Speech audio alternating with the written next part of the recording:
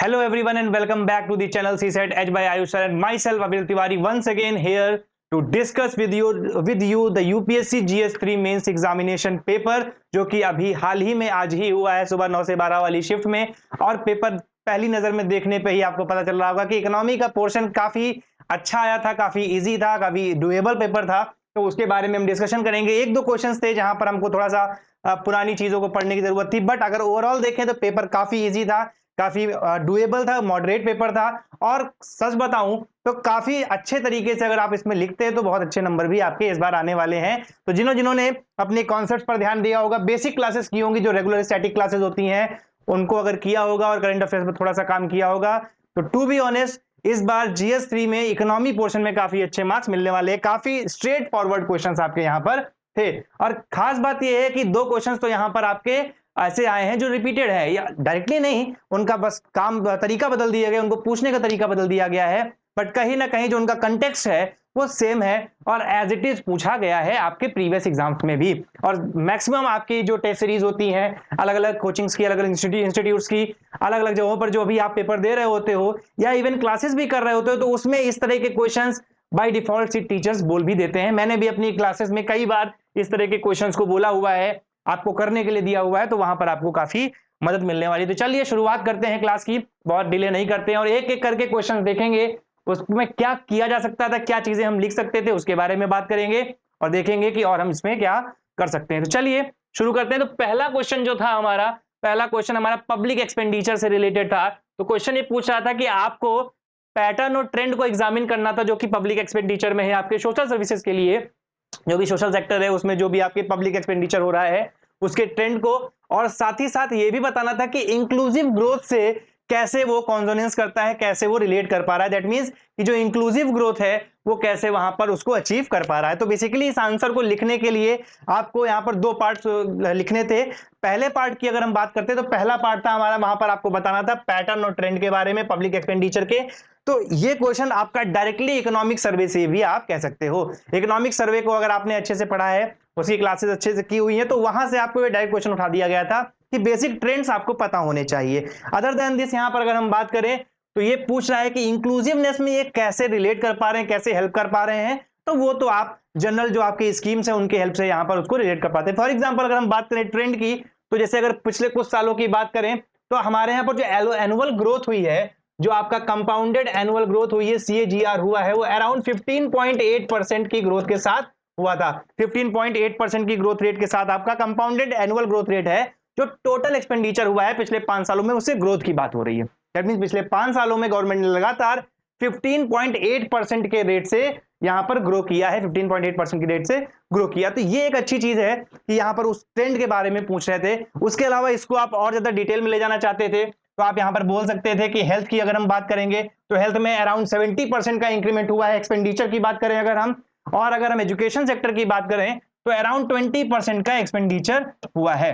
ठीक है, 20% का एक्सपेंडिचर हुआ है। तो इस क्वेश्चन में जब आप इंट्रोडक्शन की बात कर रहे हैं तो इंट्रोडक्शन में किसी रिपोर्ट के बारे में इंफॉर्मेशन दे सकते थे, कोई चीज ऐसी बता सकते थे जिसमें आपको हेल्थ और एजुकेशन से रिलेटेड कोई डेटा आपके पास होती, और उसके बाद यहां पर हम आगे शुरू कर सकते थे। तो फर्स्ट पार्ट आपका बेसिकली 30 to 40 वर्ड्स का रहने वाला था, जिसमें ये सारे इंफॉर्मेशन आपको यहां पर देनी थी। उसके अलावा अगर हम बात करें तो जो टोटल गवर्नमेंट का बजट है उसका ओवरऑल अगर देखें तो 25% का एक्सपेंडिचर, 25% का जो एक्सपेंडिचर है वो सिर्फ सोशल सर्विसेज और सोशल सेक्टर पर रहा है। दैट मींस कि जो टोटल गवर्नमेंट एक्सपेंडिचर रहा है पिछले 5 सालों का, अगर उसके टोटल में से हम 25% को लें तो वो आपका इक्वल था सोशल सर्विसेज के एक्सपेंडिचर पे। तो ये कहीं ना कहीं दिखाता है कि गवर्नमेंट का जो इंक्रीजिंग ट्रेंड है, इंक्रीजिंग पैटर्न है टुवर्ड्स सोशल सेक्टर। ठीक है। अच्छा, इसके अलावा अगर हम सेकंड पार्ट की बात करेंगे तो सेकंड पार्ट में बेसिकली आपको बताना था कि कैसे ये इंक्लूसिव ग्रोथ को फुलफिल कर रहा है।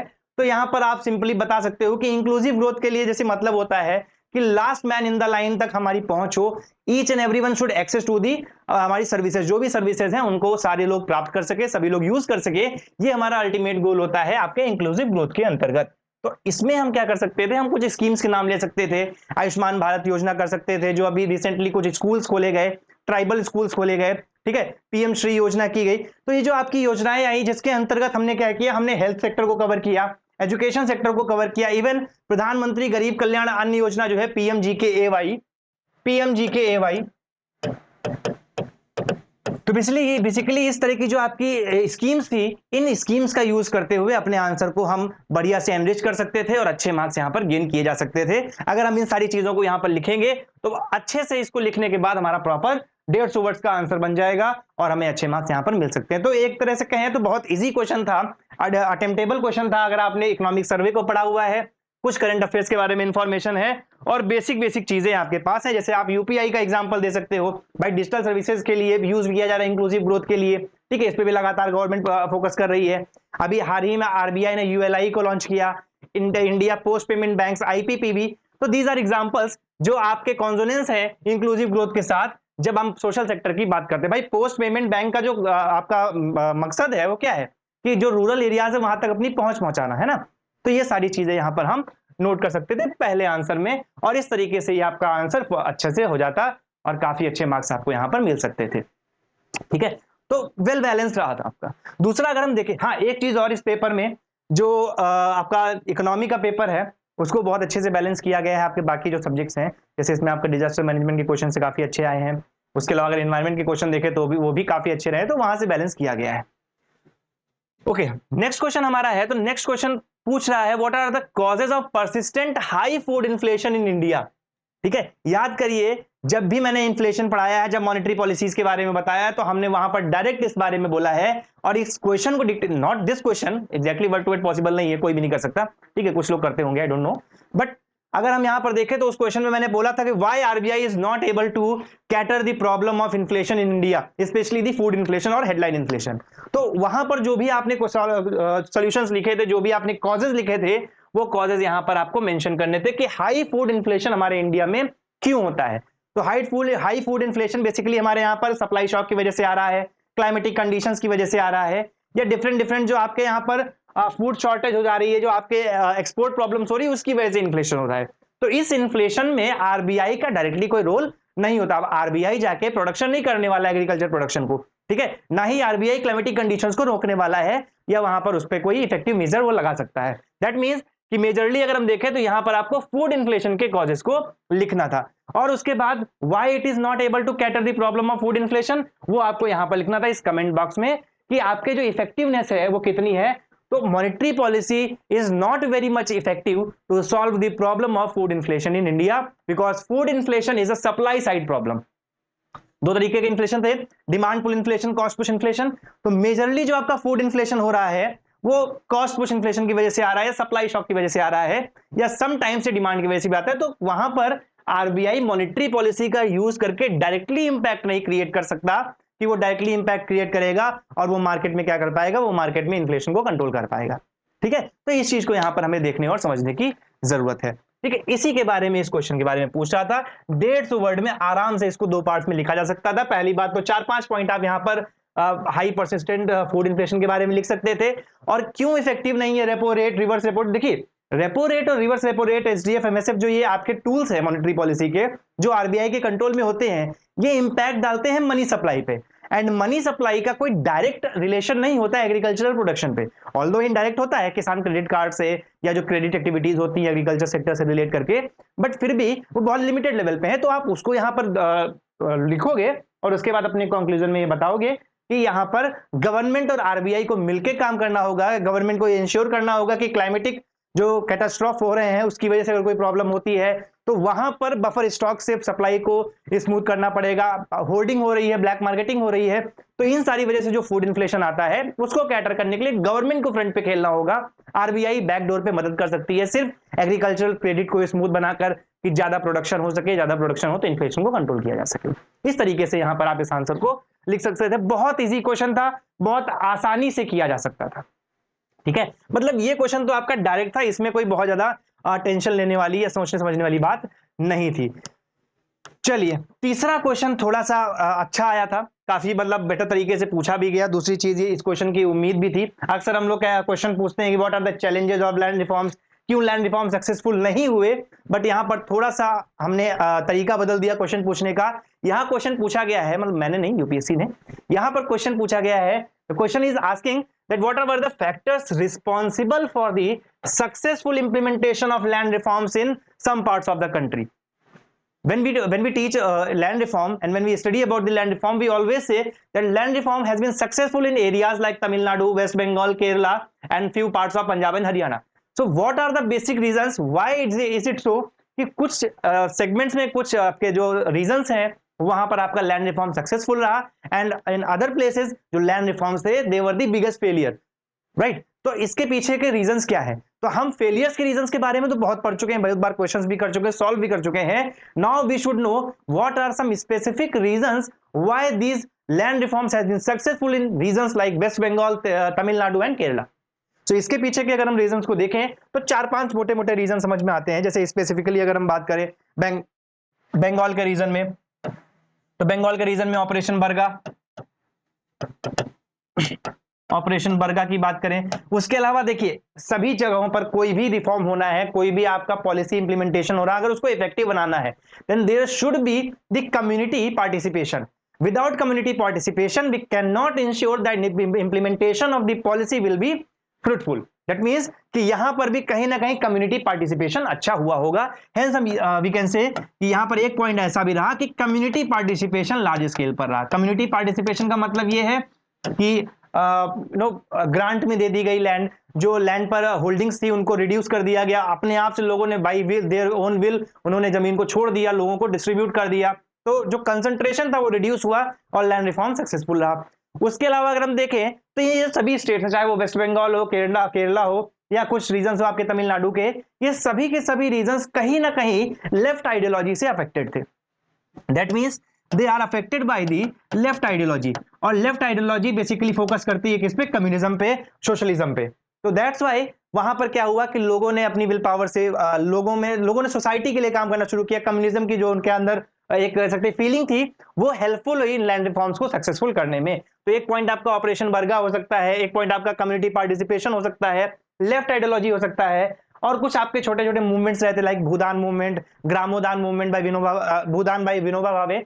तो ये सारे मूवमेंट्स की वजह से क्या हुआ कि इन सेक्टर्स में, इन रीजन्स में आपके जो तमिलनाडु, केरला, वेस्ट बंगाल जैसे रीजन्स हैं, यहां पर ये सारे के सारे सक्सेसफुल रहे और बेटर तरीके से यहां पर लैंड रिफॉर्म्स का इंप्लीमेंटेशन भी हो पाया। तो हम देख पा रहे हैं कि अगर इस तरह से हम यहां पर लिखते तो शायद हमारा यहां पर बेटर मार्क्स आ सकते थे, और लिखा भी होगा, बहुत बच्चों ने लिखा भी होगा, आई होप वहां पर अच्छे नंबर भी मिलेंगे। तो कुल मिलाकर हम देखेंगे तो अगर आपने बेसिक स्टैटिक्स पढ़ा हुआ है तो static that means static economy पढ़ा हुआ तो आराम से इसको कर पाते और इजीली इससे यहां पर डील कर पाते। I hope it is clear now.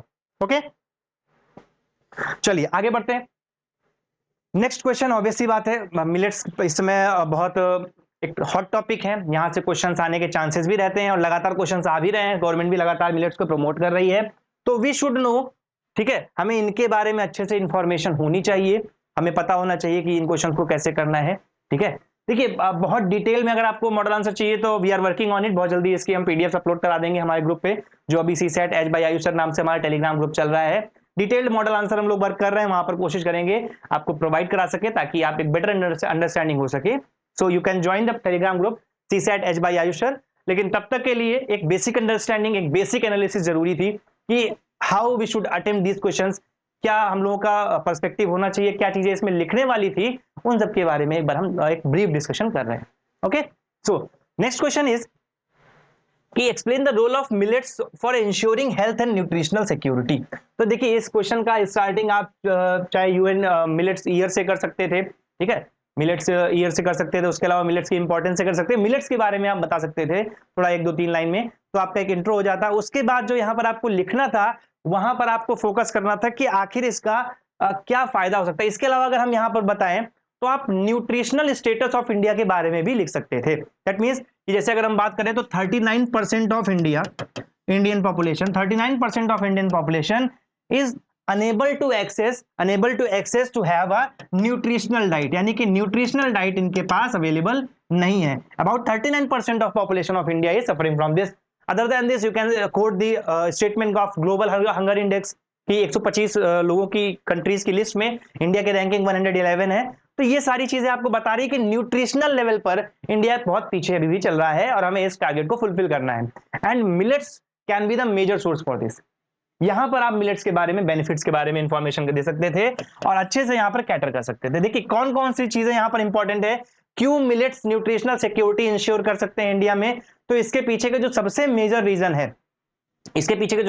Reason है, वो ये है कि मिलेट्स बेसिकली क्या होते हैं, डिजीज रेजिस्टेंस होते हैं। दैट मींस कि बहुत सारी जो डिजीज होती हैं हमारी बॉडी में, उसको क्योर करने में हेल्प करते हैं। Like they help in curing anaemia, they help in curing diabetes, they have more fibre in their nature. ठीक है, तो जिसकी वजह से क्या होता है कि ये बेटर तरीके से हमारी न्यूट्रिशनल जो वैल्यूज है उनको फुलफिल कर पाते हैं, काफी विटामिन और मिनरल से फुलफिल होते हैं, तो ये बेटर तरीके से यहाँ पर काम कर पाते हैं और हमारी जो न्यूट्रिशनल सिक्योरिटी है उसको मेंटेन कर पाते हैं। उसके अलावा अगर हम देखें तो जो मिलेट्स होते हैं वो क्लाइमेट रेजिलिएंट भी होते हैं। दैट मींस कि जो क्लाइमेट चेंजेस हो रहे हैं उससे भी बहुत ज्यादा इफेक्टेड नहीं होते हैं। आपने देखा होगा कई जगहों पर ड्रॉट आ रही है, सूखा पड़ रहा है, ड्राई रीजन है, तो ये जो आपकी मिलेट्स हैं ये ड्राई रीजन्स में ही आपके क्या होते हैं, प्रोड्यूस होते हैं, वहां पर इनका प्रोडक्शन हो रहा होता है। तो हम ये कह सकते हैं कि अगर इन केस कभी ऐसा रहता है कि मानसून नहीं अच्छा है या मानसून हमारे यहाँ पर नहीं हो पा रहा है, प्रॉपर जो रेन है वो नहीं हुई है, तो उसकी वजह से जो प्रोडक्टिविटी में प्रॉब्लम आती है उसको फुलफिल किया जा सकता है इन मिलेट से। ठीक है, क्योंकि ये ड्राई रीजन में हो रही हैं और we all know that India is a monsoon dependent India have a monsoon dependent agriculture. तो इन सब चीजों को यहां पर हम क्या कर सकते हैं, मिलेट से कॉम्प्लीमेंट कर सकते हैं और मिलेट्स यहां पर क्या कर सकते हैं, काफी इंपॉर्टेंट रोल प्ले कर पाएंगे। ठीक है, ये आपके ड्राई रीजन में होते हैं, एनीमिया ट्रीटमेंट में हेल्प करते हैं, विटामिन और मिनरल से होते हैं, ठीक है, भरे होते हैं। दैट मींस डायबिटीज को भी ये कहीं ना कहीं क्या कर रहे होते हैं, सॉल्व कर रहे होते हैं, उस प्रॉब्लम को भी सॉल्व कर रहे होते हैं।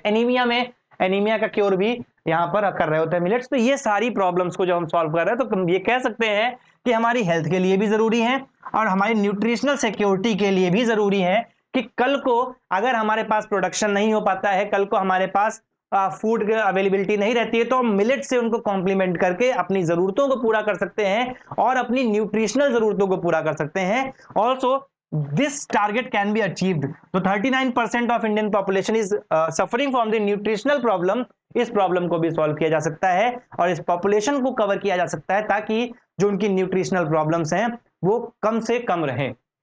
आई hope you are getting my point. So ये सारी चीजें आप इस कह सकते हैं कि आंसर में लिख सकते थे। काफी इजी क्वेश्चन था, डायरेक्ट बिल्कुल क्वेश्चन पूछा गया था। देखिए यही सबसे मैंने आपको फर्स्ट लाइन बोला कि इस बार का जो पेपर आया है वो बिल्कुल डायरेक्ट था, कि टू द पॉइंट था। आपसे सिर्फ डायरेक्टली पूछा गया कि हाँ ये चीजें आप हमको बता दो और आपका काम हो जाएगा। देखिए अब 10 नंबर के क्वेश्चन में इतने इजी क्वेश्चन है। ठीक है, तो ये जो अभी शिफ्ट हुआ है पिछले 2 सालों, पिछले साल का भी पेपर बहुत मॉडरेट रहा था, इस बार का पेपर भी बहुत मॉडरेट रहा है, इजी रहा है, डुएबल रहा है। तो ये चीज आप देख सकते हो। Other than this, next question अगर हम देखें तो नेक्स्ट क्वेश्चन पूछा है what is the present world scenario of intellectual property rights with respect to the life materials. तो बेसिकली यहां पर आप लाइफ मटेरियल्स के बारे में बात कर सकते थे, यहां पर आप बता सकते थे प्लांट्स के बारे में, बायोम के बारे में, एनिमल्स के बारे में, जेनेटिकली मॉडिफाइड ऑर्गेनिजम्स के बारे में, इन सब के बारे में बेसिकली यहां पर आपको बात करनी थी। तो या तो आप इंट्रोडक्शन में आईपीआर के बारे में बता सकते थे या लाइफ मटेरियल्स के बारे में यहां पर आप इंफॉर्मेशन दे सकते थे। अदर देन दिस, अगर हम वर्ल्ड सिनेरियो की बात करें तो करंट में यूएस और यूके के अपने आईपीआर लॉज है, उसके अलावा ये सारे रेगुलेट होते हैं ट्रिप्स से। ठीक है, ट्रिप्स एग्रीमेंट से रेगुलेट होते हैं। ठीक है, साथ ही साथ कई कंट्रीज जीएम मॉडिफाइड जो आपकी ऑर्गेनिजम्स होते हैं, जो जीएम जेनेटिकली मॉडिफाइड आपके पास जो क्रॉप्स होती हैं उनको अलाउ करते हैं।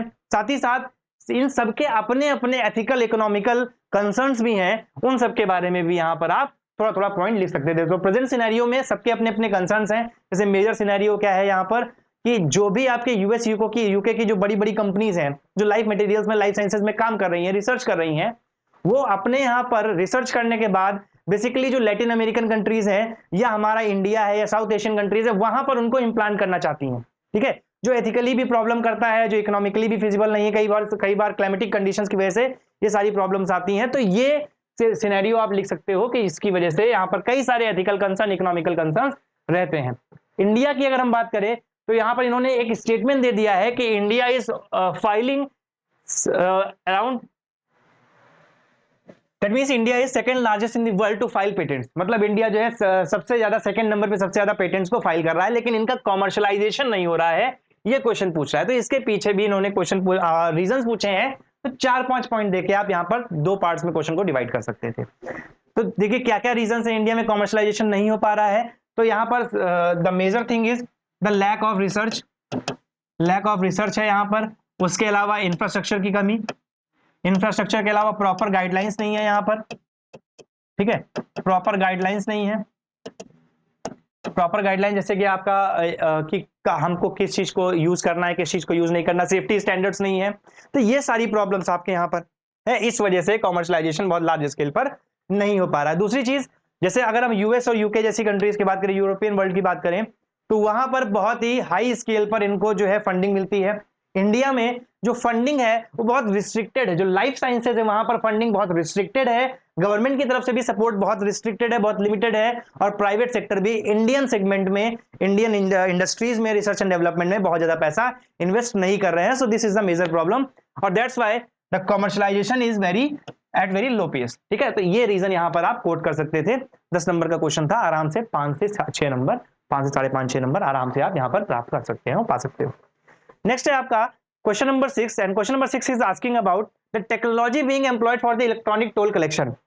काफी ज्यादा न्यूज में रहा रिसेंटली, कई सारी नई टेक्नोलॉजीज को लॉन्च किया जा रहा है कि हम टोल कलेक्शन के लिए नई टेक्नोलॉजीज को यूज करेंगे, तो उस वजह से ये क्वेश्चन आना ऑब्वियस था। ठीक है, यहां पर हम जो है स्पेसिफिकली 4-5 जो हमारी टेक्नोलॉजीज हैं उनके बारे में इंफॉर्मेशन देने वाले हैं। जैसे कि क्वेश्चन पूछ रहा है कि कौन सी टेक्नोलॉजी यूज कर रहे हैं, तो टेक्नोलॉजी में यहाँ बेसिकली आप इंफॉर्मेशन दे सकते हो। सबसे पहले तो RFID के बारे में। ठीक है, RFID टेक्नोलॉजी के बाद रेडियो फ्रीक्वेंसी आइडेंटिफिकेशन डिटेक्शन। ठीक है, RFID टेक्नोलॉजी के अलावा अगर आप बात करोगे तो ऑटोमेटिक नंबर प्लेट, ठीक है, automatic number plate reading ANPR। उसके अलावा आपका ग्लोबल सैटेलाइट, ठीक है, ग्लोबल नेविगेशन सैटेलाइट सिस्टम। उसके अलावा गगन, ठीक है, जियो टैगिंग, इन सब का यूज करके, जैसे RFID टेक्नोलॉजी में फास्ट टैग का यूज करते हुए रेडियो फ्रीक्वेंसी के थ्रू वहां पर टोल कलेक्शन किया जा रहा था। ठीक है, उसके अलावा आपका ऑटोमेटिक नंबर प्लेट्स, तो नंबर प्लेट्स का जो है यूज करते हुए कितना उन्होंने ट्रेवल किया डिस्टेंस, उसके हिसाब से टोल कलेक्शन किया जा सकता है। Other than this, government is trying to implement these 2 technologies, Gagan technology, GNSS technology, जिसके अंतर्गत क्या करेंगे कि हम यहाँ पर आपकी जो लोकेशन है, लोकेशन के हिसाब से आप कितना डिस्टेंस ट्रेवल कर रहे हो, आपकी जियो टैगिंग करते हुए वहां से हम टोल कलेक्शन कर रहे होंगे। तो ये हमारी नई नई टेक्नोलॉजीज यूज की जा रही हैं बेसिकली हाईवे पर। ठीक है, RFID, ANPR, GNSS, गगन, इन सब के बारे में यहाँ पर आप एक एक दो पॉइंट लिख सकते थे। उसके अलावा अगर हम यहाँ पर क्वेश्चन पूछें तो what are the advantages and limitations, तो एडवांटेजेस में क्या है, टोल कलेक्शन बढ़ेगा, ऑब्वियस सी बात है। ठीक है, जो टाइम वेस्ट होता था टोल कलेक्शन के टाइम पे गेट पर रुकने की वजह से वो रुकेगा। ठीक है, अननेसेसरी का ट्रैफिक नहीं होगा, ये सारे आपके बेनिफिट्स हो सकते हैं। लिमिटेशंस क्या है, चैलेंजेस क्या है, तो चैलेंजेस की अगर हम बात करें या पोटेंशियल हजार्ड्स की बात करें, तो सबसे बड़ा जो हजार्ड है यहाँ पर वो है डेटा प्राइवेसी और डेटा ब्रीच का। आप कहां जा रहे हो, किस टाइम पर जा रहे हो, ठीक है, कितना डिस्टेंस ट्रेवल कर रहे हो, all these points will be collected at that particular satellite, और ये हमारे लिए एक बड़ा कंसर्न है कि भाई डेटा प्राइवेसी का क्या होगा। Other than this, we can have problem in collection system also. भाई अभी क्या है कि अभी हम रेडियो फ्रीक्वेंसी से कलेक्ट कर रहे हैं, so we read the bar code और उसके अकॉर्डिंगली टोल कलेक्ट करते हैं। बट अगर हम automatic number plate reading system को लॉन्च करते हैं, इसके अंदर में बहुत सारे लोग टैंपरिंग करते हैं अपनी नंबर प्लेट्स के साथ, तो नंबर प्लेट टैंपर कर दी, we can not read that particular number plate. So अगर if we can not read that number plate, so how will we will collect that particular toll. तो ये सारे issues वहां पर हो सकते हैं। तो ये पोटेंशियल हजार्ड्स में आप इस तरह के पॉइंट्स को नोट कर सकते थे और अपने आंसर को एनरिच कर सकते थे। ठीक है, तो ये भी क्वेश्चन काफी डायरेक्ट था, काफी इजी था। आई होप आपको ये चीजें समझ में आई होंगी और आप इसको कर पाओगे, है ना। I hope you are getting my point. तो बेसिकली एक ओवरव्यू मैं देने की कोशिश कर रहा हूं यहाँ पर। ठीक है, इसके अलावा अगर हम क्वेश्चन देखें तो ये एनवायरनमेंट से रिलेटेड क्वेश्चंस हैं, इनके बारे में डिस्कशन हम अभी नेक्स्ट क्लास में करेंगे। एनवायरनमेंट से रिलेटेड क्वेश्चंस को हम नेक्स्ट क्लास में डिस्कस कर लेंगे, environment, internal security, disaster management, इन सब के बारे में।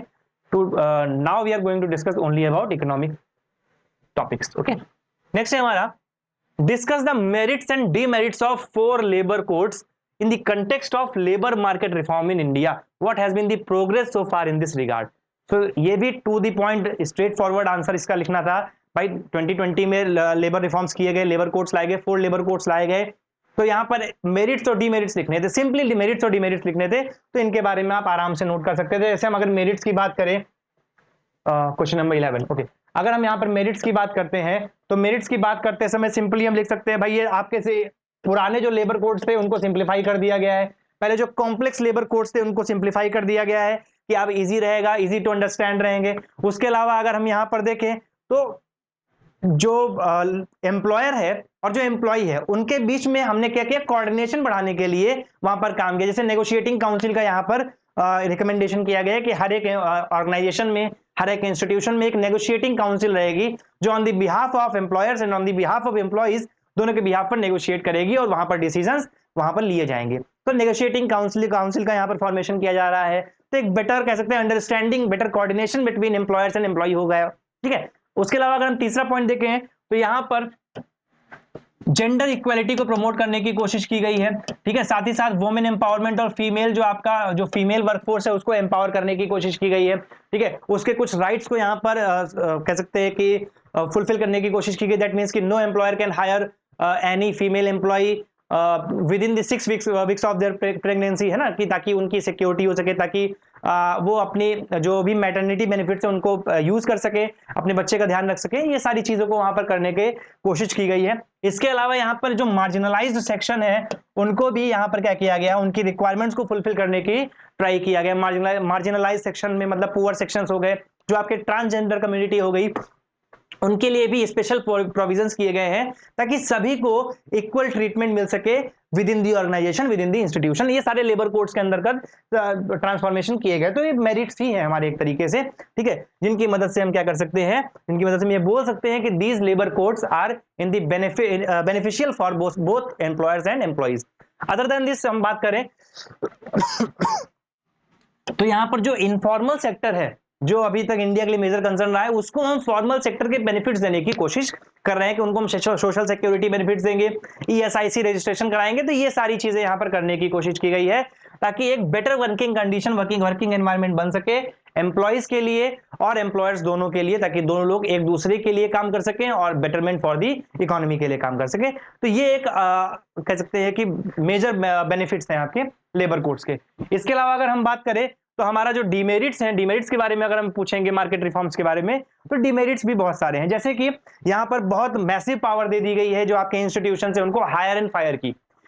जैसे कि पहले क्या था, जो पहले लॉस थे उसमें 100 से ऊपर वाले जो 100 एम्प्लॉइज से ऊपर वाली जो कंपनीज थी उनको बिफोर हायरिंग एंड फायरिंग क्या होना था, गवर्नमेंट से परमिशन लेना पड़ता था। मास फायरिंग के लिए, इस तरह की चीजों के लिए वहां पर गवर्नमेंट से परमिशन लेना होता था। Nowadays it will be easier। अब इस लिमिट को इंक्रीज करके 300 कर दिया गया, यानी कि अगर 300% से ऊपर के एम्प्लॉइज वाली कंपनी है तो वो क्या कर सकती है, विदाउट गवर्नमेंट परमिशन वो हायर एंड फायर इजीली कर सकती है विदाउट एनी रिस्ट्रिक्शन। तो ये सारी चीजें यहां पर की गई है। तो एक मैसिव पावर दे दी गई है हायर एंड फायर की जो एम्प्लॉइज थे। तो ये एक प्रॉब्लम क्रिएट करेगा। जो आपके लेबर ऑर्गेनाइजेशंस थी, लेबर यूनियंस थी, उनकी पावर को डिमिनिश करने की कोशिश की गई है। ठीक है, उनकी पावर को डिमिनिश करने की कोशिश की गई है। जो राइट टू स्ट्राइक था उसको डाइल्यूट करने की कोशिश की गई है कि इंस्टेंट राइट टू जो स्ट्राइक था आपका उसको हैम्पर किया गया कि आप डायरेक्टली इंस्टेंटली स्ट्राइक नहीं कर सकते, you have to notify all these things. तो इस तरीके से यहां पर राइट टू स्ट्राइक पर भी प्रॉब्लम क्रिएट की गई है। साथ ही साथ हमने देखा कि बहुत सारे पॉलिटिकल इंटरफेरेंसेस बढ़ जाएंगे। जो न्यू लेबर कोड्स हैं इनकी वजह से बहुत सारे पॉलिटिकल इंटरफेरेंसेस क्या हो जाएंगे, इंक्रीज हो जाएंगे, जो ऑटोमेटिकली एक मेजर प्रॉब्लम क्रिएट करेगा हमारे सोसाइटी में। देखिए जैसे कि उसमें एक प्रोविजन है कि state government and central government can any time declare any organisation and can exempt from any provision of that particular code. That means कि कोई भी टाइम पर किसी भी इंस्टीट्यूशन को गवर्नमेंट, सेंट्रल गवर्नमेंट और स्टेट गवर्नमेंट अपनी विल और डिस्क्रिप्शन के अकॉर्डिंगली उनको इन प्रोविजन से एग्जेम्प्ट कर सकती है। दैट मींस पॉलिटिकल इंटरवेंशन बढ़ जाएगा और जो कंपनीज है वो ऑब्वियस सी बात है कि भाई पॉलिटिकल फायदे के लिए वहां पर काम कर रही होंगी। तो ये भी एक मेजर चैलेंज होने वाला है। ठीक है, तो इस तरीके से आप यहां पर 5-5, 6-6 पॉइंट लिख सकते थे लेबर कोड्स के मेरिट्स और डिमेरिट्स में। और फाइनली कंक्लूड करते हुए अभी क्या प्रोग्रेस चल रही है, अभी कैसे काम हो रहा है, इन सब के बारे में यहां पर आप एक समरी वे में लिख सकते थे और बेटर आंसर यहां पर आपका हो जाता। ठीक है, I hope you are getting my point कि मैं बताना क्या चाह रहा हूं। ये सारी चीजें आपको यहां पर करनी थी। नेक्स्ट क्वेश्चन अगर हम देखते हैं तो क्वेश्चन पूछ रहा है what is the need for expanding regional air connectivity. भाई एयर कनेक्टिविटी को एक्सपैंड करने के पीछे के रीजन क्या है, तो ऑटोमेटिक आप यहां पर आराम से बता सकते हो। बहुत इजी सा क्वेश्चन था। इसी में नेक्स्ट पार्ट पूछ रहा है in this context discuss the government Udan scheme and its achievement. इस बार के बजट की स्पीच में साफ साफ निर्मला सीतारमण जी ने मेंशन किया था, इकोनॉमिक सर्वे में इसके बारे में साफ साफ दिया हुआ, डायरेक्ट क्वेश्चन वहीं से उठाया, पिक किया और यहां पर डाल दिया गया है। तो इसमें ऐसा कुछ नहीं है कि कुछ नया आया, कुछ एक्स्ट्रा इनोवेटिव लिखना था, तो ऐसा इसमें कुछ नहीं लिखना था। डायरेक्ट यहां पर आपको बताना था कि what are the reasons why we are expanding the regional air connectivity along with the use of government Udan scheme and its achievement. तो इस आंसर को आप डायरेक्टली लिख सकते थे, इसके बारे में बहुत ज्यादा डिस्कशन करने की जरूरत नहीं है। अदर देन दिस हम 13 क्वेश्चन पे चलते हैं। नेक्स्ट क्वेश्चन है हमारा कि what are the major challenges faced by the Indian irrigation system in recent times, state the measures taken by the government for efficient irrigation management। तो देखिए अभी तक क्या था, जो हमारे प्री रिफॉर्म पीरियड की बात करें या हमारे जो थोड़ा सा पीछे जाए 10-15 साल 20 साल पहले जाए, तो वहां इरिगेशन की प्रॉब्लम डिफरेंट थी। आज इरिगेशन की प्रॉब्लम डिफरेंट है। आज प्रॉब्लम क्या है? आज प्रॉब्लम है हमारे पास सैलिनिटी की, आज प्रॉब्लम है हमारे पास वाटर लॉगिंग की। ठीक है, हमारे पास प्रॉब्लम किस चीज की है? वाटर लॉगिंग की है, सैलिनिटी की प्रॉब्लम है। ठीक है, हमारे पास इरिगेशन मैनेजमेंट की प्रॉब्लम है। ठीक है, वाटर वेस्टेज की प्रॉब्लम है। ठीक है, वाटर सीवेज की प्रॉब्लम, सीवेज वाटर के जो आपका पहुंच रहा है पानी में, उसकी प्रॉब्लम है। ठीक है, साथ ही साथ पावर की प्रॉब्लम है। तो ये सारी प्रॉब्लम्स आपके इरिगेशन सिस्टम की जो करंट टाइम की प्रॉब्लम्स है, इनको नोट करना है। भाई जो बिजली है वो महंगी हो रही है, जो आपकी इलेक्ट्रिसिटी है वो हाई कॉस्ट की है, जिसकी वजह से वहां पर उसको रीच कर पाना प्रॉब्लम करता है। तो ये सारी प्रॉब्लम्स को आपको यहाँ पर मेंशन करते हुए गवर्नमेंट्स के एफिशिएंट जो स्टेप्स हैं उनके बारे में लिखना था। चाहे वो आपका प्रधानमंत्री कृषि सिंचाई योजना हो, चाहे वो आपका इरिगेशन प्रोग्राम्स हो, चाहे आपका वन क्रॉप प्रोग्राम हो, चाहे आपका यहाँ पर जो solar power pump plant solar pump plants हैं उनके बारे में। तो ये सारी इंफॉर्मेशन आपको इस वाले आंसर में देनी थी और काफी इजीली आप इस आंसर को कर सकते थे। नेक्स्ट है आपका elucidate the importance of buffer stock for stabilizing agricultural prices in India and what are the challenges associated with the storage of buffer stock। ठीक है, तो सबसे पहली बात तो आपको इस आंसर में बतानी थी what is the importance of buffer stock। तो बफर स्टॉक की क्या इंपॉर्टेंस है? तो ऑब्वियस सी बात है, ये प्राइस स्टेबलाइजेशन में सप्लाई को स्मूथ कर देता है। उसके अलावा क्राइसिस के टाइम पे यहाँ पर सप्लाई रहती है, फार्मर्स को ये सपोर्ट कर रहा होता है। कैसे? आपका एमएसपी के थ्रू फार्मर से गवर्नमेंट खरीदती है और बफर स्टॉक को मेंटेन करती है। ठीक है, उसके अलावा जो सडन इन्फ्लेशन आता है, फूड इन्फ्लेशन, उससे भी यहाँ पर डील कर रही होती है। तो ये सारी चीजों को आप यहाँ पर लिख सकते थे बफर स्टॉक के जो आपका इंपॉर्टेंस है। चैलेंजेस की बात करें स्टोरेज इन बफर स्टॉक, तो हम सब जानते हैं जो वेस्टेज हो जाता है, हमारे पास प्रॉपर गोडाउन्स नहीं है, प्रॉपर इंफ्रास्ट्रक्चर नहीं है, मैन पावर नहीं है, ट्रांसपोर्टेशन लॉजिस्टिक कॉस्ट बहुत ज्यादा है। ठीक है, गवर्नमेंट की जो आपका फूड सप्लाई चेन है, जो गवर्नमेंट की तरफ से पीडीएस सिस्टम है, उसमें गवर्नमेंट के लीकेजेस बहुत हैं। ये सारी प्रॉब्लम्स को यहाँ पर नोटिफाई कर देते और बेटर तरीके से आप अपना आंसर लिखते हैं, काफी इजी वे में आपका आंसर होता और काफी अच्छे मार्क्स भी आप यहाँ पर गेन कर पाते। तो इस तरीके से जो इकोनॉमी पोर्शन के क्वेश्चंस थे, लगभग मैंने इस पूरे सेशन में उनको कवर किया है, एक बेसिक अंडरस्टैंडिंग आपको दे दी है। Once again I am saying कि इसके मॉडल आंसर्स हम लोग प्रिपेयर कर रहे हैं, बहुत जल्दी इसको आपको प्रोवाइड करा देंगे। साथ ही साथ CSAT edge by Ayush sir अभी चैनल है। ठीक है, इस चैनल का नाम है CSAT edge by Ayush sir, इसको आप ज्वाइन कर सकते हैं टेलीग्राम चैनल को, और इसको ज्वाइन करने के साथ आपको यहाँ पर टाइम टू टाइम चीजें मिलती रहेंगी। So I hope you like this session. So अगर आपको सेशन अच्छा लगा हो, please do like share and subscribe, और साथ ही साथ इस जो वीडियो है, जो ये सेशन है, इसको शेयर जरूर कर देगा अपने फ्रेंड्स में, ज्यादा से ज्यादा लोगों तक इसको पहुंचाइएगा। तो this is all for today and thank you, have a nice day, धन्यवाद।